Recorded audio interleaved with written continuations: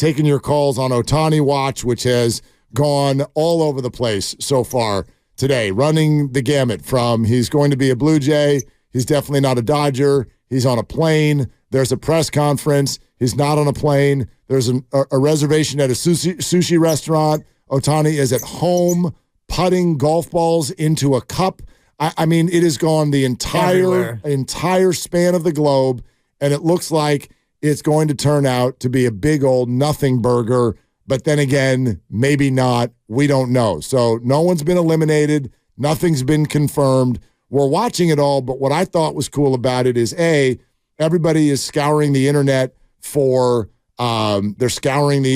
baseball news, which I think is good. And then secondarily, this is fun. This is fun, and still don't know exactly where it's going to go, but it's a dry run. And so I think the emotions of the Giants fan hoping to get Ohtani, you just got a little sneak peek at how you'll feel if he does sign elsewhere. And I wonder what that felt like. It feels bad. It feels bad, especially when you look at what the Giants have done in the past couple of hours, including tweeting out a video montage of Patrick Bailey throwing runners out and then signing a Yoshi that no one's ever heard of, a guy who didn't play in the bigs last year. And when he last played in 2022, he was not very good. So that's what the Giants have done. And so on the one hand, you've got the Ohtani sweepstakes, which feels like it's down to the Blue Jays and the Dodgers and maybe the Giants as a long shot 11th hour prayer. Or on the other side, you've got Farhan doing what Farhan does, which is, and maybe this Yoshi guy, Sugio. Well, forget that. Maybe he'll actually be another Farhan find. Who knows? Like, this could be somebody who's heading to the minor leagues. So whatever. But that's what you have as a Giants fan right now. I know, but the larger point for me is one about Ohtani. And I do think that we do this. We get these fake reports, but pieces of them stick with us. So I've heard this 1,000 times today. Looks like he's going to the Dodgers or the Blue Jays. I don't think it looks like anything. I think today is actually the poster day for everything that's been true all along, which is that this is one of the best kept secrets in the history of sports, and nobody knows anything. You have got some people who are, and we love them and respect them, some of the highest level insiders in the entire country. No relationship that they don't have. No agent not on speed dial. They got them all dialed. And they went on a complete goose chase today. So if that's the case, why am I supposed to take anything from this? Is it imminent? Is it not imminent? Is it the Blue Jays? Is it the Dodgers? Is he in Toronto? Is he in L.A.? Could he go back to Japan next year? Could he still be an Angel? I believe nothing and everything at the same time. So, as a famous manager of the team once said, don't get your dauber down, because we've got a big bucket of nothing from today. He's not about to be a Blue Jay. Right. Maybe. Well, I think but there are no indications of anything. Right, and this is where it's a little bit, I think it's enthralling, but it's also frustrating, because think about KD. We knew that he was in the Hamptons and that we knew he was taking meetings, and then there would be a decision that would come out of that. LeBron James famously scheduled an hour television show to give you the decision. And as much as I didn't like it then, and I like it a little bit more now, knowing how much it generated for charity and all the rest of it, it was a self-aggrandizing kind of exercise. But at least from a will he or won't he and where's he going standpoint, you had a concrete answer. This whole thing is fascinating because nobody knows anything, and yet we all want to know the answer, and we'd love to know here in the next hour. We'd love to. And you set the over-under, I think, at 4 o'clock. I did. And I said over. And it was looking good. It was looking great earlier for the under, but now it's looking more like maybe not till tomorrow or Sunday or who knows when. Or 3 weeks from now. I mean, or 10 minutes from now. Or 10 minutes from now. I mean, there are people who do this for a living. They get paid six figures to know what the hell's going on, who told us that there was a press conference 19 minutes ago in Toronto. Okay. One of the most trusted baseball men in all of the media tweeted that Shohei's plane is about to land in Toronto. Meanwhile, Shohei was eating popcorn on his couch. We think. Right. Well, he's either in Southern California or Toronto or somewhere else. Correct. One of those three options. Correct. And, we have reports of he's at his home in Southern California. We had a reporter saying he's in Toronto, boots on the ground.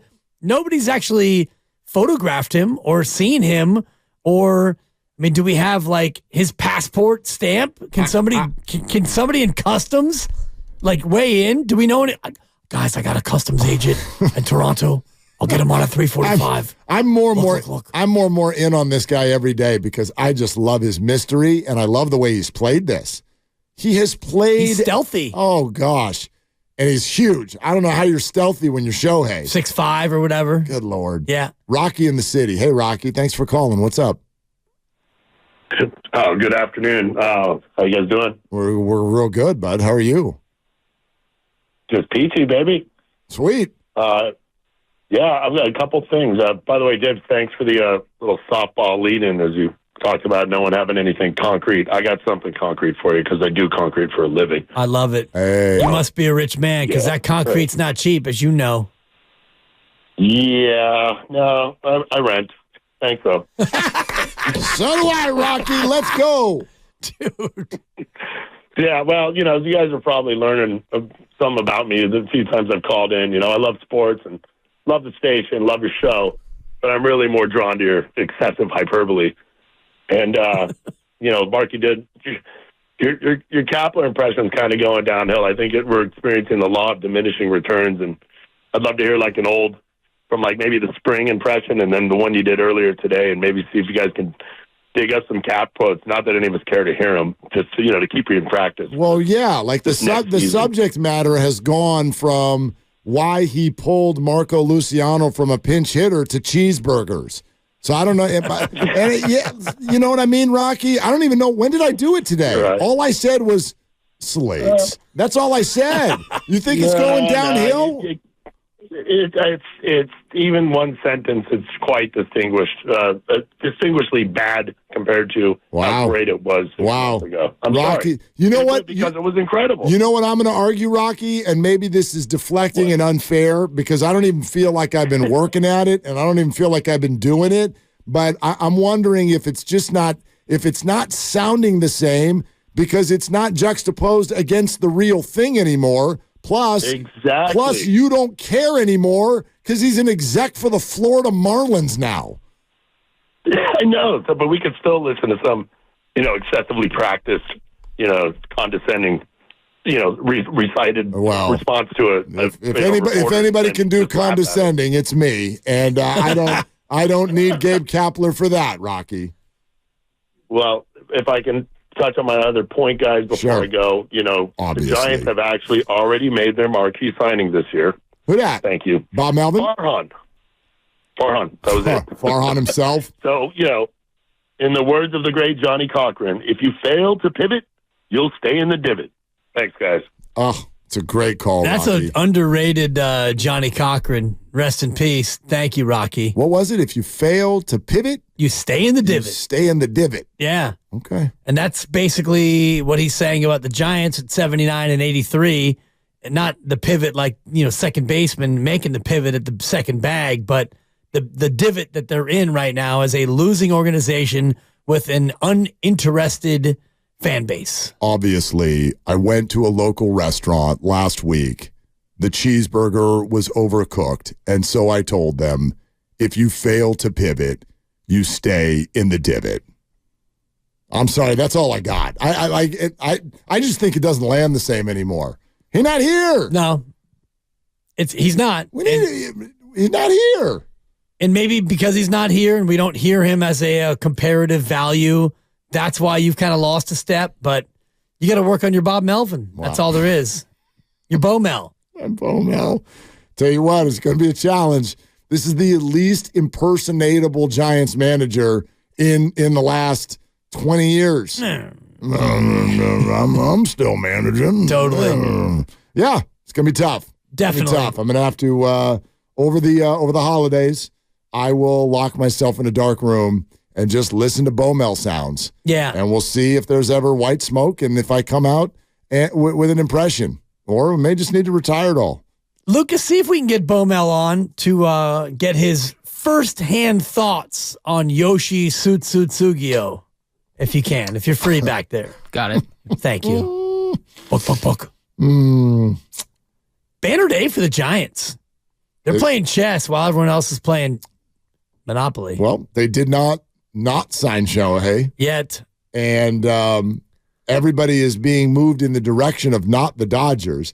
Knowing Farhan, he's going to announce a signing later today of Shohei Simmons, a double-A second baseman out of LSU. You know, that would be, seriously, the Giants have signed Shohei Simmons. Shohei Simmons. He's a switch-hitting second baseman. Oh, gosh. Graduate of LSU. I mean, come on. That would be... what are we doing here? That'd be great. Well... This is sort of the Dodger thing. Let's be honest, as Giants fans, you know that this is also relevant. You want the guy, and no different than when your season ends. If you're a Giants fan and they don't make the playoffs, what do you pivot to? You root against the Dodgers. Same dynamic is going on here. If the Giants don't get him, the next best thing is that the Dodgers don't get him. Two things on that. One, if he does go to the Blue Jays, there will be a piece of me that says, boy, the Dodgers had a better line on this than the Giants did, so this is a bigger miss on their part than it is the Giants. But here's the scary part. Now that this Blue Jays thing has been dangled in front of our face, if he does sign with the Dodgers tomorrow, that'll hurt. Ooh, that's a knife in the back. Totally. Well, especially now that we all expect him to be a Blue Jays. If he reverses course and he becomes not a Blue Jays, but he wears the blue, the That's Dodger. enough for me, yeah. Doug. Yeah.